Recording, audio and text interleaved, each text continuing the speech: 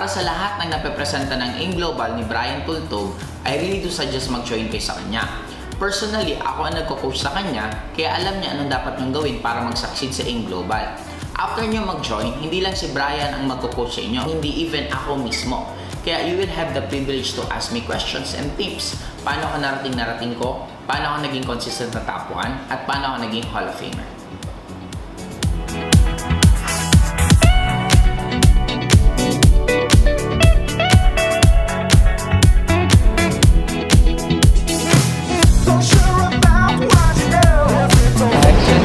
Kaya kung ako sa inyo, sumali na kayo para personal ko kayo ma-meet.